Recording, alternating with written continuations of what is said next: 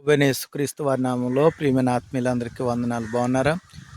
దేవుని వాక్యం ఈ విధంగా సెలవిస్తుంది. సిలువను గూర్చిన వార్త నశించుచున్న వారికి వెరితనము, కానీ అది విశ్వసించు మనకు దేవుని శక్తి అయి ఉన్నదని వాక్యం సెలవిస్తుంది.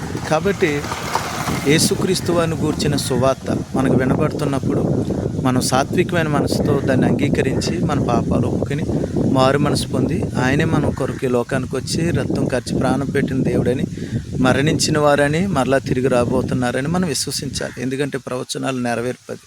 కాబట్టి మనం విశ్వసించినప్పుడు ఆయన నీతి అనేది మన మీదకి ఆపాదిస్తుంది. మన పాపాలకు రావాల్సిన శిక్ష ఆయన మీద పడింది కాబట్టి దాని నుండి మనం విడుదల పొందుకుంటాం. జీవ గ్రంథంలో మన పేరు లిఖింపబడుతుంది.